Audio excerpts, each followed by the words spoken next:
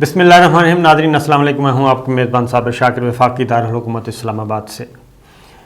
ہم بات کریں گے افغانستان کی صورتحال پہ، اور جیسے جیسے وقت قریب آ رہا ہے 20 سالہ جنگ کے خاتمے کا اور بڑی بڑی طاقتوں کی شکست کا، جب بالکل اسی طریقے سے اسی رفتاری سے بہت زیادہ ڈیولپمنٹس ہو رہی ہیں تیزی سے، اور ہم آپ کو اس لیے یہ اپڈیٹس دیتے ہیں کہ ہم اس مسئلے کو نہیں چھیڑ سکتے. اس کی وجہ یہ ہے کہ یہ بھی ایک فیصلہ کن نازک لمحہ ہے پاکستان کے لیے. پاکستان کا ویسٹرن بارڈر جو ہے وہ ایک طویل عرصے سے غیر محفوظ ہے، اور اگین اس محاذ پہ دوبارہ ایسی ایکٹیویٹیز ہونے جا رہی ہیں جس کا براہ راست پاکستان پہ اثر پڑے گا اور بڑا خطرناک اثر پڑے گا. صورتحال یہ ہے کہ یہ تو تسلیم شدہ بات ہے کہ اب امریکہ سپر پاور اور اس کے اتحادی اس کو ایک شکست تسلیم کر رہے ہیں، اور اس میں کوئی شبہ نہیں ہے. اب ہو کیا رہا ہے، ذرا تھوڑا سا لیٹسٹ پہ آتے ہیں، بات چیت کرتے ہیں. نمبر 1 یہ کہ افغانستان میں انڈیا جو بگرام ایئر بیس سے راہ فرار اختیار کر کے گیا تھا رات کی تاریکی میں، اب اس نے اپنے کونسلیٹ خانے بھی بند کرنا شروع کر دیے ہیں، اور بہت زیادہ سفارتی عملہ سینکڑوں کی تعداد میں، ہزاروں نہیں سینکڑوں کی تعداد میں وہ راہ فرار اختیار کر چکا ہے اور کابل اور افغانستان چھوڑ چکا ہے. بھارتی کونسلیٹ خانے جو قندھار میں تھے، جو پاک افغان بارڈر کے گرد و نواح میں تھے، یعنی کہ پاک افغان بارڈر کے سائڈ پہ تھے، افغانستان والی سائڈ پہ، وہاں سے آہستہ آہستہ رفو چکر ہو رہا ہے، بلکہ رفو چکر ہو چکا ہے افغانستان سے. اور یہ ایک اور ڈیفیٹ ہے، ایک اور شکست ہے، اور دم دبا کے بھاگنا جسے کہتے ہیں. اور امریکنس آخری جو تاریخ دی وہ 31 اگست دی ہے. سپٹمبر کی 11 تاریخ بتائی گئی تھی 9/11 کے مناسبت سے، لیکن اب اس میں بھی مزید کلیئرٹی دی گئی ہے اور وہ ہے 31 اگست. لیکن جو اطلاعات ہیں انٹیلیجنس سورسز کی وہ یہ ہے کہ اس سے پہلے ہی وہ چلے جائیں گے، کیونکہ اب چند 100 رہ گئے ہیں، باقی سب جا چکے ہیں. اب وہاں پہ ایک نئی لڑائی شروع کرنے کی کوشش کی جا رہی ہے، وہ میں آپ کو ترتیب سے بتا دیتا ہوں. افغانستان کے جو فالٹ لائن ہے وہ کیا ہے؟ پختون اور نان پختون کی لڑائی، سنی اور شیعہ کی لڑائی، ازبک تاجک ہزارہ ورسز پختون، یہ ان کی لڑائیاں.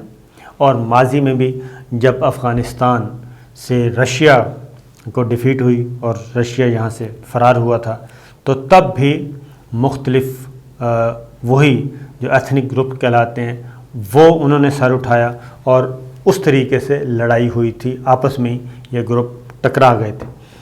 اب بھی اسی میں کوشش کی جا رہی ہے.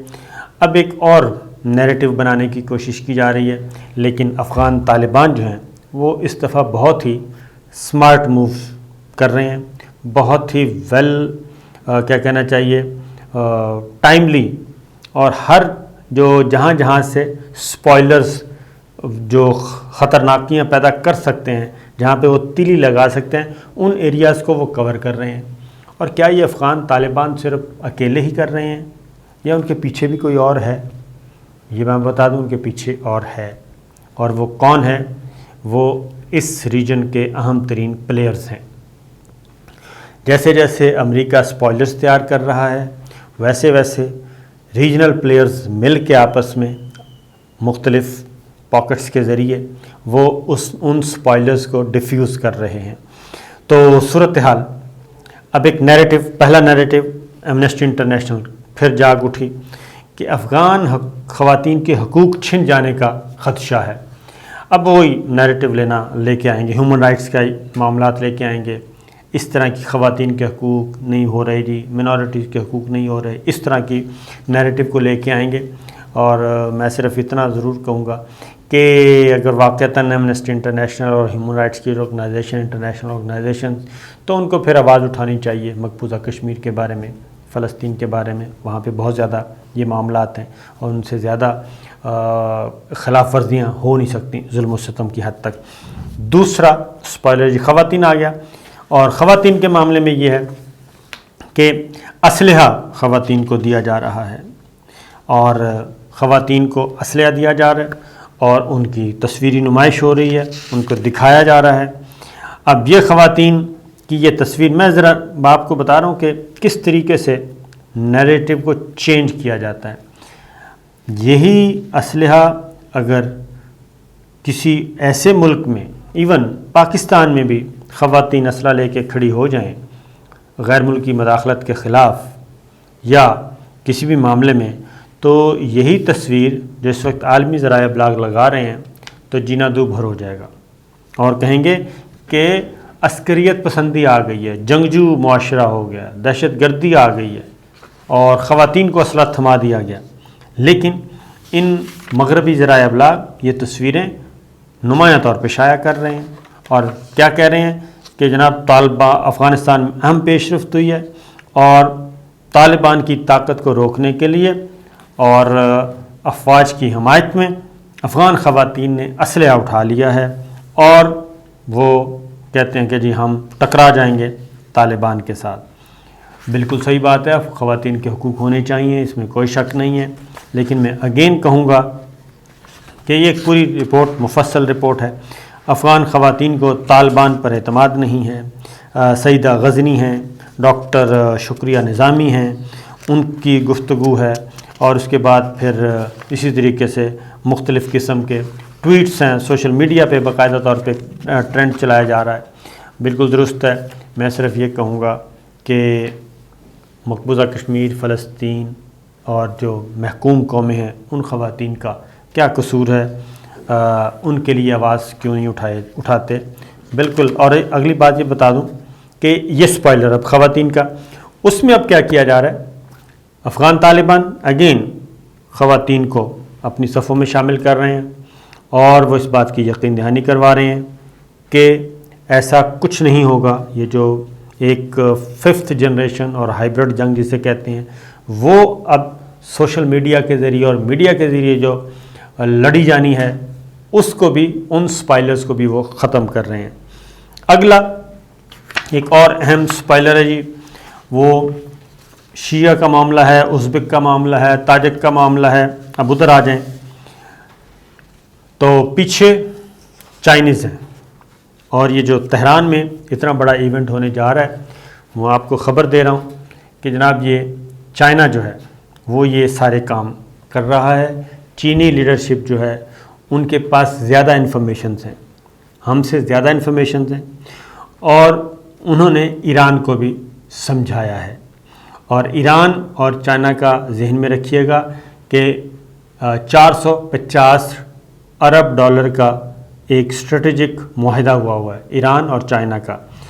چائنا نے ایران میں انفراسٹرکچر سی پیکٹرز کا، بیلٹ اینڈ روڈ انیشیٹو، اس کا حصہ جو ہے وہاں پہ انہوں نے انفراسٹرکچر تعمیر کرنا ہے۔ چابہار بندرگاہ کو انہوں نے اسٹیبلش کرنا ہے، ان کے روٹس اور سڑکوں کا جال، ریلوے، یہ سارے، یہ 25 سالوں میں 450 ارب ڈالر کا۔ اور اپنی جو توانائی کی ضروریات ہیں وہ ایران سے، اور ایران اس وقت آپ کو پتہ ہے کہ امریکہ، یورپ، برطانیہ کی وجہ سے سب سے نگلیکٹڈ ملک ہے، لیکن چائنا نے اس کو کھڑا کر دیا ہے۔ لہٰذا چائنا پیچھے ہے، وہ ایران کو بھی سمجھا رہا ہے، اور اس نے تمام ان جو سپائلرز تیار کیے جا رہے تھے، آدھے سپائلرز کو تہران میں اکٹھا کر دیا ہے۔ اس میں احمد شاہ مسعود کے بیٹے احمد مسعود ہیں، رشید دوستم کمپنی ہے، اسماعیل خان، عطا احمد نور، یہ سارے groups, Ashraf Ghani and company اور افغان طالبان، یہ سارے لوگوں کو اکٹھا کر دیا ہے، میز پہ بٹھا دیا ہے تہران میں، اور ایران اس کو ہوسٹ کر رہا ہے۔ اور وہاں پہ افغان طالبان اور ایران کے درمیان بھی ایک جنٹل مین جو ہے ایک معاہدہ وہ ہونے جا رہا ہے، اور جس میں یہ غلط فہمیاں اب پیدا نہیں ہونے دی جائیں گی۔ یہ اس سپوائلر کو بھی بند کیا جا رہا ہے کہ یہ معاملہ کھڑا نہ ہو، نہ ہی پختون اور نان پختون کا معاملہ، نہ ہی شیعہ اور سنی کا معاملہ، ہزارہ بیلٹ، یہ وہ ہر چیز اس کو کور کر رہے ہیں۔ تو لہٰذا دونوں طرف معاملات. دوسری جانب اب امریکہ کیا کر رہا ہے یہ بھی ذرا سن لیں. امریکہ وہاں سے نکلنے سے پہلے اس کا تکیہ تھا سارا انڈیا پہ. انڈیا تو آپ کو پتہ ہے نکل چکے ہیں. اب وہ کسی ملیٹنٹس کے ذریعے تو وہاں پہ آپریٹ کر سکتے ہیں, یعنی پراکسی کے ذریعے, یا اپنے کوئی پالتو وہاں پہ بھیجیں گے انڈر کور, جیسے کلبھوشن بھیجا تھا. لیکن صورتحال یہ ہے کہ پاک افغان بارڈر پہ بھی جہاں سے معاملہ ہے وہاں پہ بھی اب افغان طالبان جو ہیں وہ پاک افغان بارڈر اور پاک ایران بارڈر کے قریب کے علاقوں کو بھی وہ کیپچر کرنا انہوں نے شروع کر دیا ہے. اس کی وجہ یہ ہے کہ یہ گڑبڑ, پہلے تاجکستان افغانستان بارڈر کو انہوں نے کور کیا, اب ان کو کور کر رہے ہیں, اور وہ جانتے ہیں کہ اسٹریٹجک لوکیشن یہ ہے اور یہاں سے جو ایکسپائلرز ہیں وہ کیا کر سکتے ہیں, اس لیے ان کو کر رہے ہیں. اب یہ وائس آف امریکہ کی خبر ہے, وہ ہے جی افغانستان نجی ملیشیا رکھنے والے کمانڈرز طالبان کے خلاف صف بندی کرنے لگے. اب یہ ایک نیا خواب آیا ہے, خواب نہیں ہے بلکہ حقیقت ہے. یہ کچھ ہوتی ہیں سجیسٹو سٹوریز ہوتی ہیں, سجیسٹ کی جاتی ہیں, اور کچھ دی جاتی ہیں بیٹھ کے تاکہ وہ ان کا بھی ایک مطلب ہوتا ہے, اور یہ دی جاتی ہیں, بتا دیا جاتا ہے کہ تاکہ بتایا جائے یہ تو ہم پہلے ہی خبریں رپورٹ ہو رہی تھیں. تو نجی ملیشیا کو اسلحہ دیا جا رہا ہے, پرائیویٹ ملیشیاز کو ان کو اسلحہ دے کے کھڑا کرنے کی کوشش کی جا رہی ہے کہ آپ نے مستقبل میں لڑنا ہے. اور یہ کمانڈر ایسے موقع پہ جمع ہو رہے ہیں جب طالبان ملک کی اہم گزرگاہوں پر اور چوکیوں پر قبضہ کر چکے ہیں.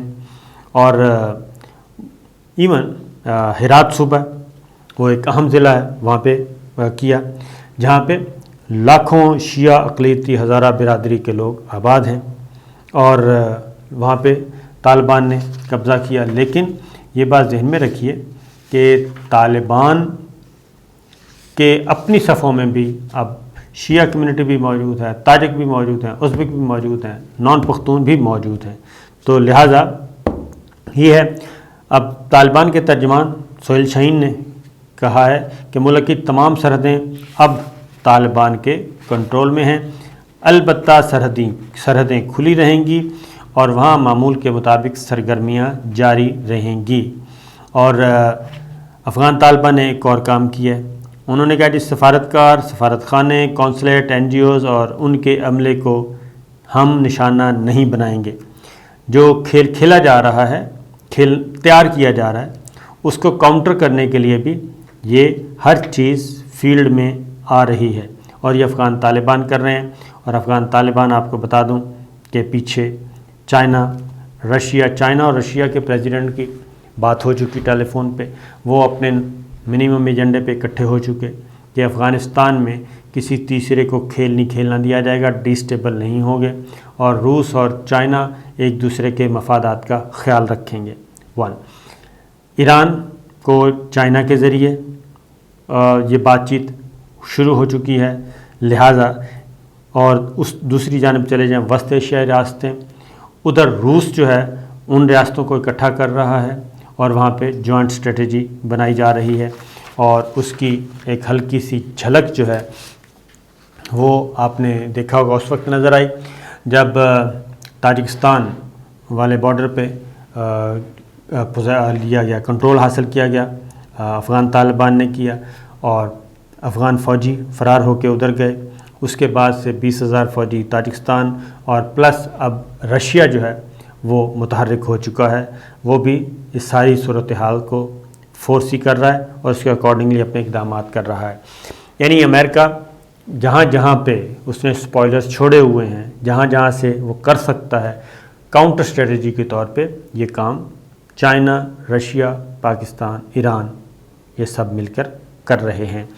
اور آنے والے دنوں میں کوئی پتہ نہیں کہ آپ دیکھیں کہ صورتحال یکدم تبدیل ہو جائے اور جو کچھ سوچا جا رہا ہے وہ نہ ہو. اس کی وجہ یہ ہے کہ چائنا کیا کہہ رہا ہے. چائنا سمپلی مختصراً اس نے کہا کہ افغان مسئلے کا اصل مجرم امریکہ ہے، اور ان کے وزارت خارجہ کی طرف سے اس نے کہا ہے کہ امریکہ نے افغانستان میں اپنی ذمہ داریاں نظر انداز کی اور اجلت میں اپنے فوجی دستے وہاں سے بلا لیے، اور اس عمل سے افغان عوام خطے کے دیگر ممالک پر ملبہ ڈال دیا، اور امریکہ افغان مسئلے کا اصل مجرم ہے اور افغان مسئلے کی ذمہ داری امریکہ پر عائد ہوتی ہے۔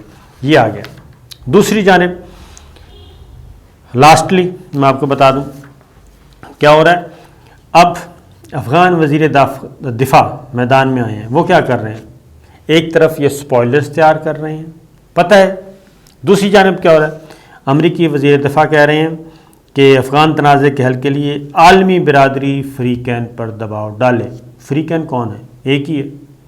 ایک طرف آپ افغان طالبان کے ساتھ آپ ایگریمنٹ کر رہے ہیں، امن معاہدہ کر رہے ہیں، ان سے باعزت واپسی چاہ رہے ہیں، اور انہی کے اگینسٹ آپ مزید ملیشیاز کھڑے کر رہے ہیں، اور پھر کہا جا رہا ہے کہ عالمی برادری کرے۔ عالمی برادری تو سب سے بڑے عالمی برادری تو امریکہ سرکار آپ ہیں، آپ سے بڑا کون ہو سکتا ہے عالمی برادری کا؟ تو لہٰذا یہ افغان کہہ رہا ہوں امریکی وزیر دفاع، اور وہ کہتے ہیں کہ جی دباؤ ڈالنا چاہیے عالمی برادری کو افغان حکومت اور طالبان کے درمیان سمجھوتے کے لیے، اور بین الاقوامی دباؤ بڑھانا چاہیے تاکہ افغان عوام کو وہ حکومت دی جا سکے جس کے وہ حقدار ہیں۔